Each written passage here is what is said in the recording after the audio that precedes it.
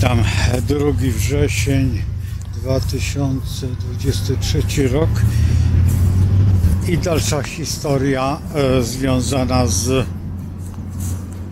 tą datą. Dzisiaj nadal podążam tutaj w parku, oczywiście źródlisko, do pewnego stoliczka. Zaraz zobaczymy, czy dojdę. I o co chodzi? Przede wszystkim chodzi o świadomość. Świadomość tą społeczną, bo II wojna światowa była tak w dawnych czasach, powiedzmy. Oczywiście, że urodziłem się po wojnie, ale nadal te układy istnieją. I niektórzy po prostu nie tolerują według zasady, że to co było, to nie wpisuje się w rejestr, czego nie za bardzo czy pojmuję, czy rozumiem, ale to jest najważniejsze, że tak jest. Słuchajcie, ja już się tam tutaj się zbliżam. Jestem ciekaw, czy tutaj ktoś jest, czy ktoś nie jest. Zaraz zobaczymy. Na razie.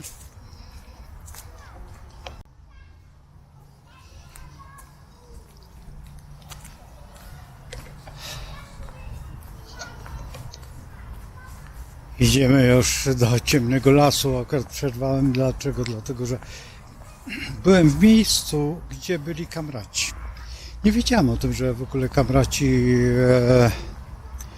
biorą udział w tym, nazwijmy to, parlamentarnym cyrku. A chętnie bym oddał głos. Mam nadzieję, że jutro też będą tutaj w parku, że zresztą pana, który jest szefem tej grupy, znamy się.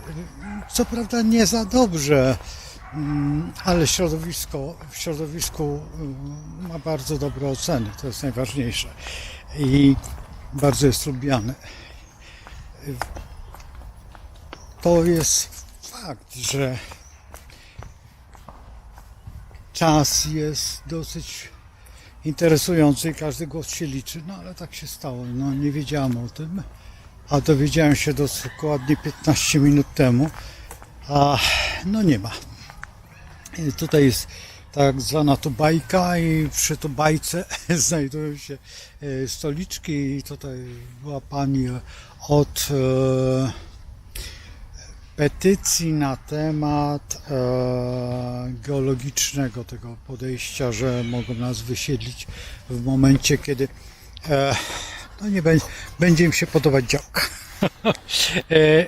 Tak to trzeba traktować i bez żadnego odszkodowania, bez żadnych tutaj roszczeń w stosunku do, i możemy sobie, bo na przykład ktoś sobie wymyśli geotermię, czy ktoś sobie wymyśli jeszcze jakieś, a może być to fikcja, zwykła fikcja, tylko dlatego, że się nie podobamy. I co najbardziej trudne, że to wszystko może się stać i to teraz pójdzie do Sejmu, no zobaczymy, jak to będzie. Ktoś powie, ale wie pan jako astrolog takimi rzeczami się zajmuje. No a jak nie, jeżeli ktoś zadzwoni do mnie i wtedy powie, że wie pan, ale mnie wysiedlają. Teraz tutaj wysiedlają pod lotnisko niedaleko, tutaj akurat. I byłem dzisiaj na rynku. Akurat jestem osobą, która lubi dokuczać. Przede wszystkim takim troszeczkę starszym 40-latkom, bo to są wychowankowie tych ruchów, no powiedzmy, że starszych od 4 pancernych i pies, czyli nie chcę mówić, jakie filmy oglądali, ale to są te osoby. Troszeczkę młodsze ode mnie, ale no jednak rodzice są tacy starsi ode mnie, a dużo starsi. To znaczy te okresy, kiedy budujemy ojczyznę, podaj cegłę, 1000% normy i pamiętacie, no już po zakazanych piosenkach, ale o co chodzi w gruncie rzeczy, bo tutaj będę opowiadał. Mówiłem o panu, który był prezydentem, który był co mnie zdziwiło, że kiedyś osoba na bardzo wysokim poziomie intelektualnym mówi, że najlepszym prezydentem był pan, który wywodzi się z Białogardu. Ja myślałem, że po prostu, no ja mówię, czy pani wie w ogóle, o czym pani mówi? Czy pani wie no i właśnie tutaj mówiłem o panu, który, dlaczego? Dlatego, że dlaczego wymieniłem tego człowieka? On był szefem młodzieży i ZMS-u, nie wiem czy pamiętacie. ZMS-owcy noszą czerwony krawat. Dzisiaj pan Trump też nosi czerwony krawat. I może się to kojarzyć, ale tam jest odwrotnie, tam niebieski krawat mówi właśnie o tej grupie. Ale przypomnijcie sobie, ja przestałem nosić niebieską koszulę, a miałem ich wtedy około 4, kiedy pan ten został i podpisał konkordat i w ogóle z tą panią, swoją małżonką wtedy wchodził do Papa Mobile, nieomalże Jana Pawła wyrzuciło z tego samochodu. I wówczas on tutaj właśnie, teraz tak, ktoś powie, no ale konkordat podpisał. Proszę Państwa, konkordat zupełnie ma inne znaczenie niż my znamy. Przeczytajcie konkordat, dopiero wtedy będziecie mogli cokolwiek powiedzieć, bo to chodzi o to, właściwie to jest, no można by było powiedzieć, taka troszeczkę ustawa antykatolicka albo antychrześcijańska. Tak. I musicie to przyjrzeć się dokładnie, nie tak ślepo to, co wam powiedzą, tylko przeczytajcie to. Ale o co chodzi na tym rynku? No i zacząłem rozmawiać o tatusiu pana tego. Teraz będąc dokładnie w Rosji, wtedy w oblasti kaliningradzkiej, ponieważ ja wielu rzeczy nie jem i nie jem, absolutnie nie jem wieprzowiny. Nie jem. Jedynie jem w kabanosach i w białej kiełbasie, potem no właściwie to wszystko. Schabu w ogóle nie znoszę, tych rzeczy w ogóle nie znoszę i no jestem takim raczej,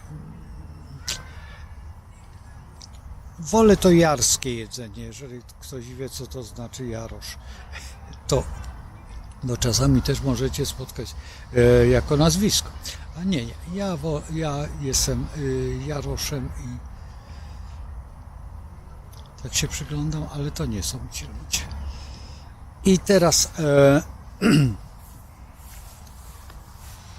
jak znajdziecie się przy komputerze, napiszcie nazwisko pana tego byłego i pójdźcie jeszcze dalej w tatusia i przeczytajcie o tatusiu. Ja radzę jeszcze dalej znaleźć, tylko to już będziecie musieli pogrzebać, kim był dziadek. Mieszkał w Kownie i był tam, no powiedzmy, że kapłanem tej religii, której tak, no, z której są to nasi starsi bracia. Autentycznie. I teraz, a o tym panu jak przeczytacie, wtedy bardzo proszę tutaj napiszcie na dole, że przeczytaliście, bo nie chcę o tym mówić, dlatego że nie, bo to jest blog i po co? Macie sami poszukać, troszeczkę poszperać i otworzyć sobie bramy świadomości. Bo o panu, i teraz tak, mamy tutaj z jednej strony mamy tego pana, który teraz ostatnio wydał książeczkę, drugi pan, który Czesi, właściwie Słowacy przysłali mi momentalnie, jak został tym szefem w Brukseli, momentalnie zdjęcie jego stryjka w takim ciekawym mundurze, w takim... Ja patrzyłem to na ogół bardzo, myślałem, że to jakaś parodia, myślałem, że to jest on i brał w jakimś filmie, bo wiem, że on tak troszeczkę za szkiełkiem bardzo mocno biegał. Jak ktoś nie wie, co to znaczy szkiełko, to znaczy to są te osoby, które lubią się pokazywać przed kamerą, fotografować. Nie wiem, czy pamiętacie taką firmę polonijną, jedną z pierwszych, i ona była z Poznania i ten człowiek robił, no powiedzmy, że wody toaletowe, bo perfumy to nie, ale rozcieńcza w takich dużych butlach, naprawdę dużych butlach, sprzedawał je. On potrafił cały wieżowiec swoimi zdjęciami oklepić. No to jest właśnie pchanie się na szkiełko, między innymi pchaniem się na szkiełko, no nie mówię, no na przykład to, co ja miałem wielki lęk przed kamerą, kiedy po raz pierwszy usiadłem przed kamerą, byłem spięty jak struna od fortepianu i to jeszcze tak przeciągnięta, na najwyższym dźwięku chyba grałem. I potem reżyser do mnie tego programu mówi: szkiełko cię lubi. Ja mówię, co to znaczy? Ja mówię, nie rozumiem tego znaczenia. A kiedyś w latach młodzieńczych bardzo mnie namawiał jeden z wykładowców szkoły filmowej, żebym tam zagrał w filmie, i też mnie namawiano jeszcze w dawnych czasach, oj bardzo dawnych, żebym zagrał w filmie, ale po prostu nie przyszedłem na ten, no nie wiem jak to się nazywa, na te przesłuchania, bo to się dzisiaj nazywa casting. Ale wtedy nie było to casting, to były przesłuchania. Nie poszedłem w ogóle, nie poszedłem. Miałem wtedy, chyba byłem w drugiej albo w pierwszej klasie szkoły podstawowej. Możecie sobie wyliczyć, co to był za film. I dokładnie koleżanki mojego ojca, syn, no został tym aktorem, no jest aktorem do tej pory, gra, a ta dziewczyna chyba jest muzyczką, jeżeli się nie mylę. To już powinniście mniej więcej wiedzieć. Teraz patrząc się, co się dzieje, ja sobie już pójdę, bo tutaj te pieski zaczynają, panie mają border collie i jeszcze takie dwa kundelki, ale przemiłe. I zaczną tutaj hałasować, a my sobie pójdziemy w innym kierunku. Zresztą nie będę zakładał okularów niepotrzebnie. I teraz to jakiś piknik jest. Bardzo dobrze, że ludzie się organizują. Tutaj ten park Śródliska robi się takim Hyde Parkiem miasta Łodzi. To jest bardzo dobre. Bardzo mi się to podoba. No to już było niezbyt ładne.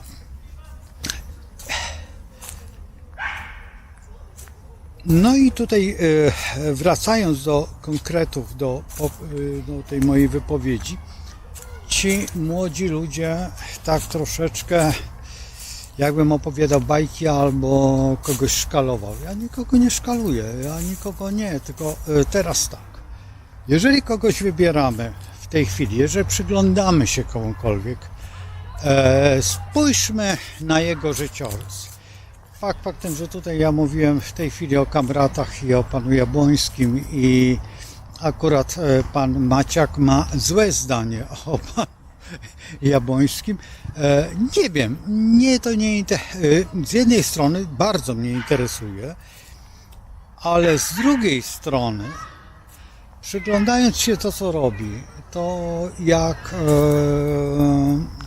ujawnia niektóre cechy niektórych przywódców, czy władców, czy możnowładców, podoba mnie się. Czy on zmieni zdanie? Każdemu wolno zmienić zdanie w trakcie. Jeżeli on idzie w tym kierunku tak zwanej rzeczywistej wolności, to bardzo proszę, niech idzie i buduje tą nową rzeczywistość, grunt, żeby ona nie szkodziła nie tylko nam, ale całemu środowisku.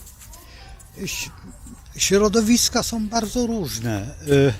Jednym z najważniejszych, akurat tam są chłopcy, nie chcę ich filmować, a naprawiono tą huśtawkę i wiecie co zrobiono? Były takie siedziska, przykręcono opony. Z jednej strony dobrze, no ale teraz posadźcie małe dziecko, czy tam jakiegoś na oponie, no to jest takie troszeczkę jak z Bangladeszu. Park, tutaj huśtawki w parku i na oponach, no lekka przesada. Ja rozumiem, że nie stać na deskę, czy na jakieś tam, bo była taka plastikowa. I tutaj się zaczyna chmurnie i chórnie robić. I tutaj dosyć dużo osób przechodzi. I znowuż uciekł mi wątek, ale wracamy. Od nowa rozpocznę.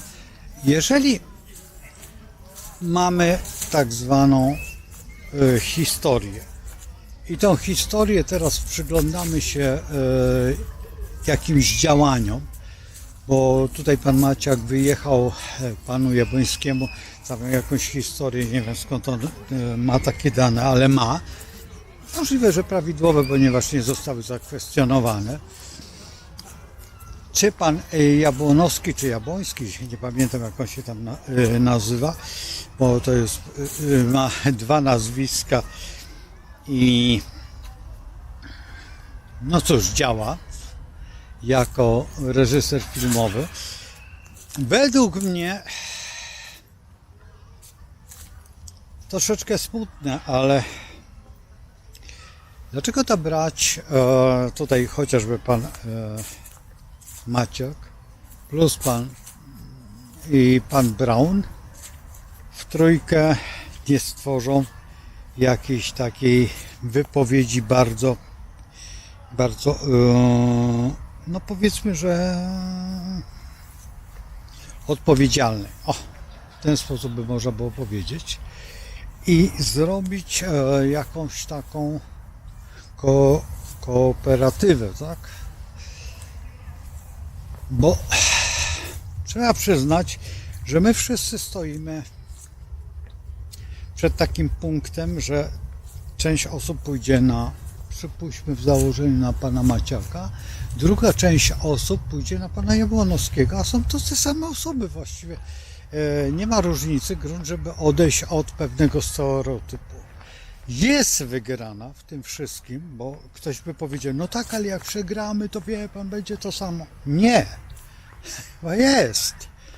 Jest właśnie wygrana w tym, że za rok mamy wybory do miast i będziemy tych radnych, bezradnych i wówczas możemy się już przygotować teraz. Z nimi jest dużo łatwiejszy kontakt, dlatego że oni mieszkają w tym mieście. Jest Wikipedia, jest to wszystko, co się tutaj dzieje i jest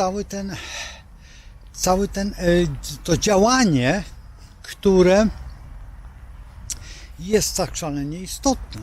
Także to nie jest tak, że jesteśmy jakby pozbawieni, że już ostatni raz i przegraliśmy. Nie. Mamy możliwość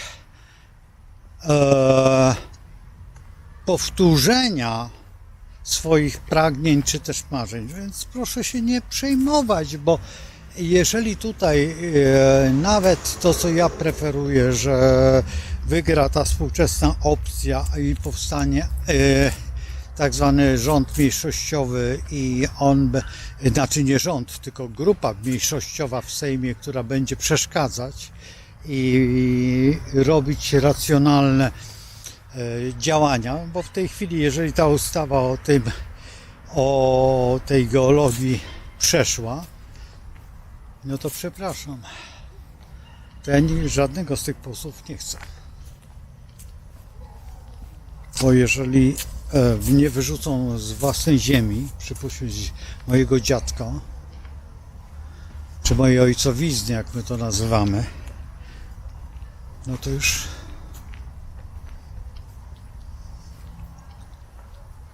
co nam pozostanie? To, co było w weselu, ino został się sznur.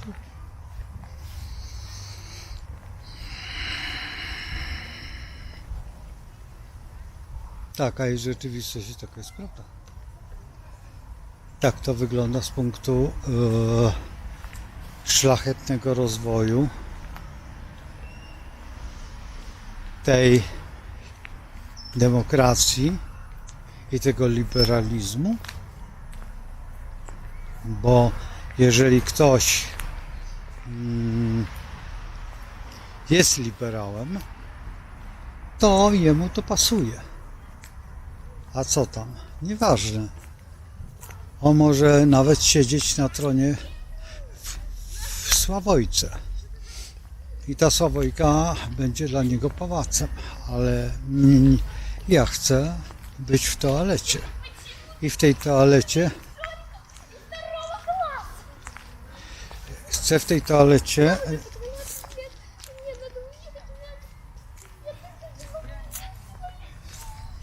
nie wiem, czy słyszycie tą rybiankę, ale to piszczy jak nie wiem, co to za język, bo to jest język raczej no dziwny. No. Dobrze. To nie. I teraz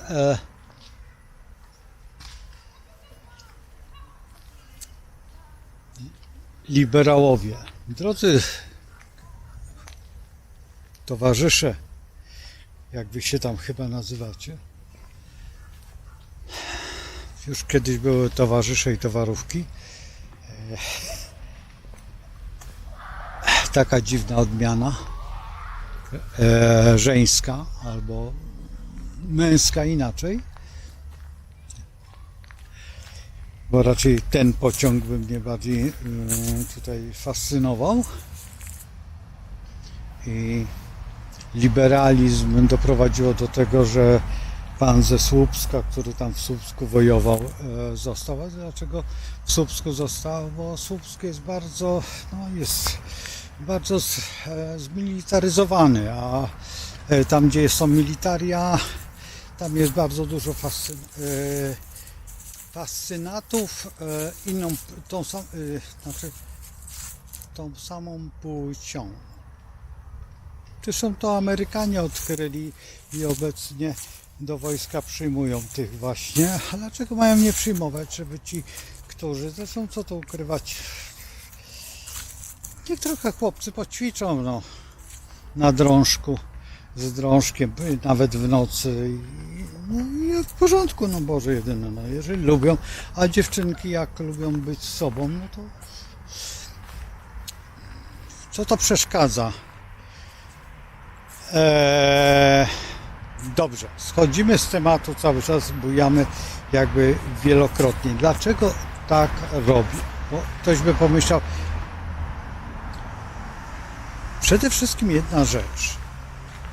Muszą Państwo pamiętać o tym, że wielomyśl, nazwijmy to tak, na różnych poziomach odkrywa zupełnie nowe horyzonty i nowe działania.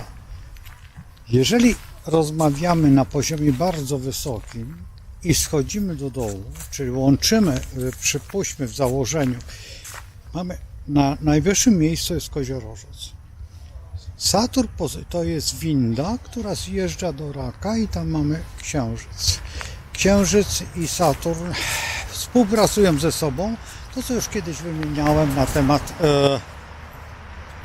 progresywnego Księżyca, który idzie z tą samą prędkością co i Saturn. Jeżeli teraz przejdziemy troszeczkę dalej do Wodnika, mamy Urana, po drugiej stronie mamy Słońce. Uran i Słońce. Jeżeli teraz spojrzymy fizycznie, to Uran jest Uranem, czyli tym, co rozpoczyna i kończy i zmienia świat. Jeżeli popatrzymy na Czarnobyle i teraz spojrzymy na środowisko, to środowisko zaczyna się zmieniać, zaczyna zupełnie inaczej wyglądać. Dopiero po jakimś czasie można tam rozpocząć penetrację czy wegetację w tej przestrzeni. I teraz idąc po drugiej stronie mamy Słońce, czyli ego, czyli my, dokładnie. Słońce pokazuje nam po prostu kim jesteśmy, jakim znakiem, jakie mamy tendencje, ale tutaj w Lwie, no to jest to Słońce takie najbardziej, no powiedzmy, że można by było powiedzieć, że najbardziej reprezentacyjne. Ja bym odwrócił tą metodę i powiedział najbardziej prymitywne, bo władza, król, i teraz zwróćcie uwagę na jedną rzecz, że ci, którzy są najbardziej krwawi, którzy są najbardziej okrutni, ich najbardziej pamiętamy. Tych, którzy byli wielcy, zapominamy o nich. Król Słońca we Francji, no to wiecie o tym i tutaj nasza tutaj zawładnęła jego sercem, nasza Polka, no i robił dla niej, dla pani, co to ukrywać, nawet takie perfumy. I ona była bezwzględna. Jeżeli teraz patrzymy na Karola Wielkiego, który i teraz zwróćcie uwagę, że rzadko się mówi o tym królu, a on powiedział jedno słowo, że on nie umrze, dopóki nie będzie w chacie chłopskiej w niedzielę obiadu z kury czy z kurczaka. I doprowadził do tego Karol Wielki. U nas mniej więcej podobnie się działo i teraz musimy patrzeć, kto jakie słowa wypowiada, a nie jakim jest, jakiego go widzimy. Słońce robi pewne sytuacje i jest bezwzględne. Uran jest bezwzględny i Słońce bezwzględne. Uran zmienia światopogląd Słońca, detronizuje to Słońce. Mamy dlatego do Urana zaliczamy rewolucję francuską, zaliczamy tą rewolucję rosyjską, no i każdą, właściwie czy ewolucję też można by było podciągnąć pod Urana, ale musimy poczekać tutaj, dlatego że bardzo często ewolucja jest tak wolna, że jej nie widzimy, ale progresywny Uran też jest wolny, nawet bardzo wolny, nawet jego nie zauważamy. Z punktu widzenia geologicznego, tak. I teraz, jeżeli patrzymy na to, to zwróćcie uwagę, że w tej chwili ta ustawa, która właśnie przed chwilą była podpisana, ta geologiczna, właśnie działa uranicznie, ponieważ nie można robić jednej rzeczy, że wszystkie śmieci, jakie są na świecie, ładować do wnętrza Ziemi. Taką metodę stosują Szwedzi, dlatego że oni mają takie miejsce, gdzie po prostu cały czas się zapada ten piasek i oni tam wysypują śmieci, one tam zostają wchłonięte. Tylko że to jest szwedzka metoda. Tak, to nie jest.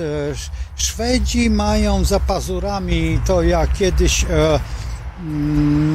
opowiem wam, zresztą mogę teraz powiedzieć. Zwróćcie uwagę, co zrobili Szwedzi po wojnie po II wojnie przyjęli wszystkie kobiety, które były w obozach koncentracyjnych. Jurni Szwedzi przyjęli te kobiety, żeby i wydali je za mąż i te kobiety nie mogły mieć dzieci. No, więc już zobaczcie, jak swoich ziomków traktują, jak traktuje król Szwecji. Druga strona, wojna w Wietnamie, przyjmują wszystkich tych, którzy byli lekko zboczeni. Po wojnie w Wietnamie po prostu nie wytrzymali nerwowo, psychicznie.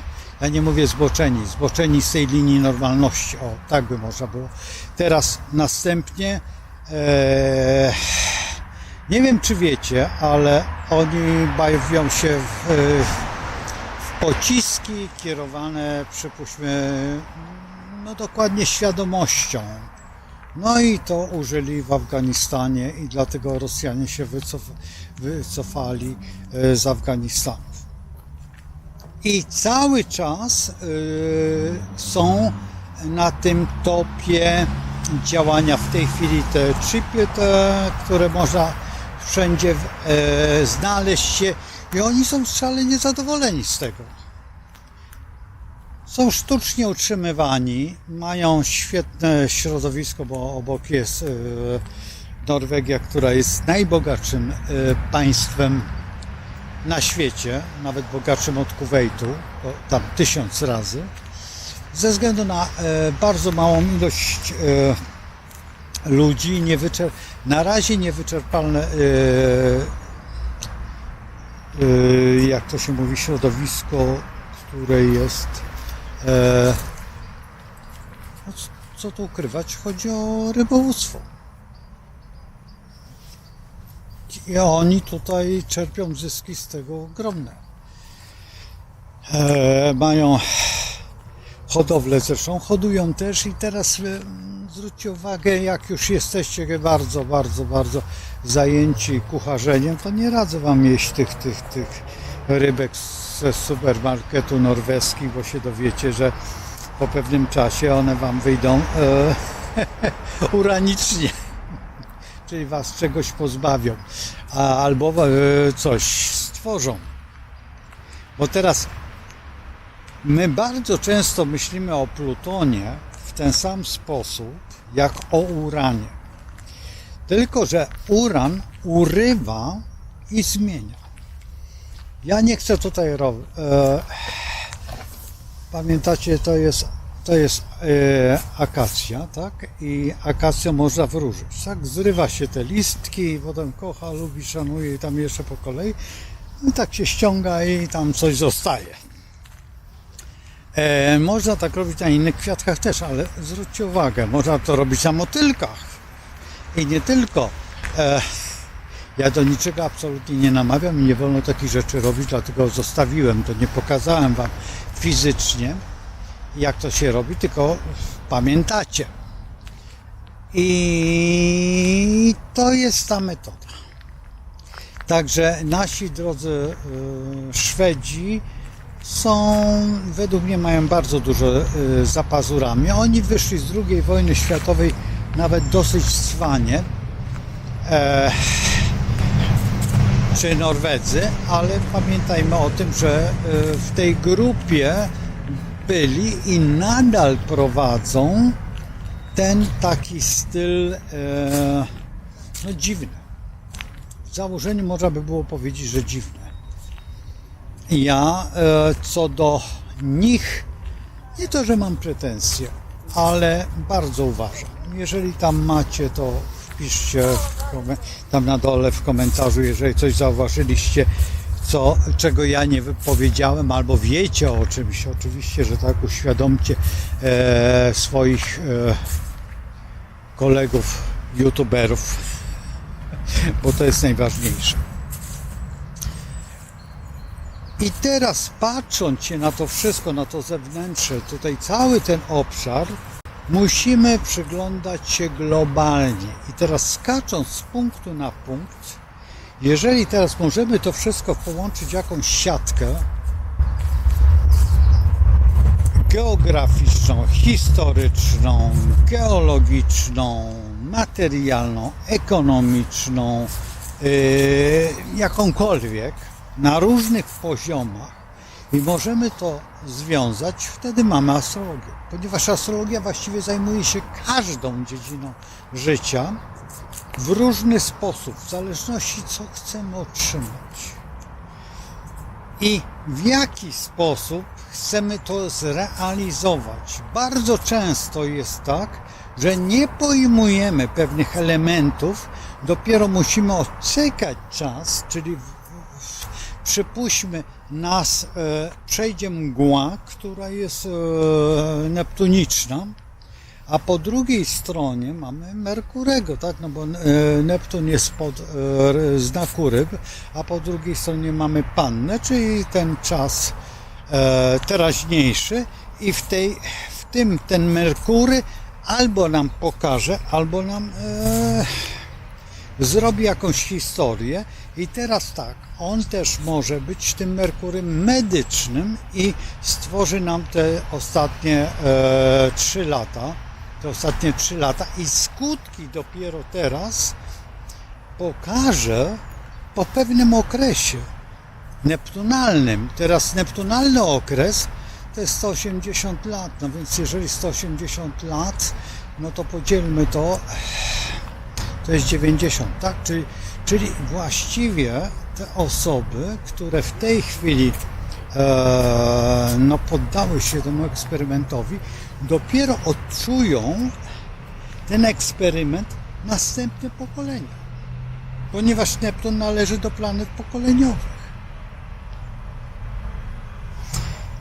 I to będzie skutek, taki zamierzony, ale z drugiej strony, jeżeli bierzemy to pod uwagę, to teraz proszę uważać dokładnie to, co będę mówił, to jest wina tych osób, ponieważ same poddały się iluzji. Jeżeli się poddały iluzji, czyli brak w nich mocnej wiary. Jeżeli brak w nich mocnej wiary, wiem, że to was zaboli bardzo, ale w tym momencie następne pokolenia już nie będą miały prawa głosu, ponieważ ich nie będzie. Więc zostaną tylko ci, o których mówił, co to ukrywając, jeden z najwspanialszych księży, którego lekko ośmieszamy i co najciekawsze, że największe transmisje tego księdza, kazania, były pokazywane przez szwedzką telewizję i norweską. To mówi o księdzu Natanku. Dokładnie. A dlaczego? Krótko mówiąc, trzeba go najmocniej zinwigilować. Nie przeszkadzać mu, pozwolić. Inwigilacja na tym polega. Na nieprzeszkadzaniu, a spisywaniu i odczytywaniu i przeciwdziałaniu przyjdzie czas, w odpowiedni sposób zadziałamy za te ileś lat.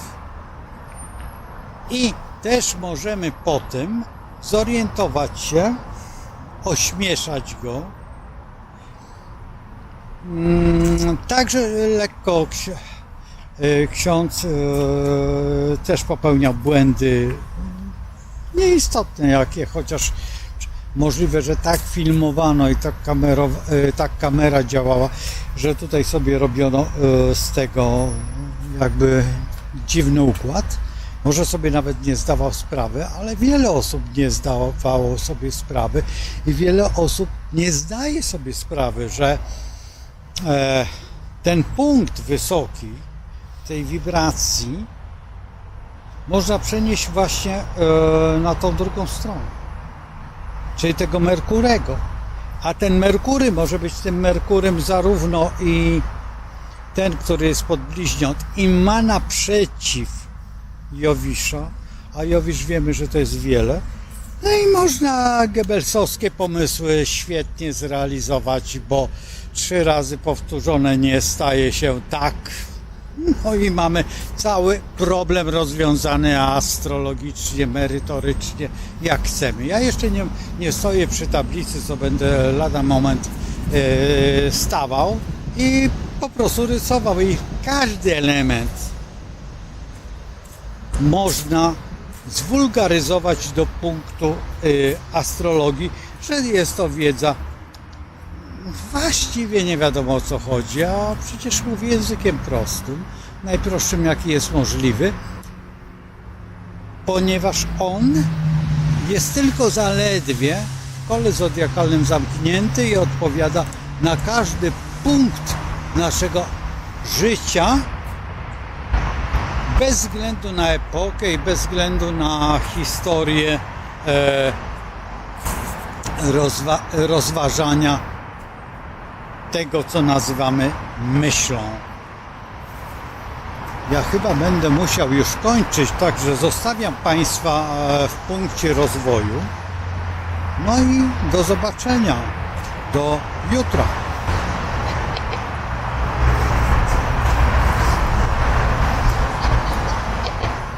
Bym zapomniał oczywiście, że z Bogiem.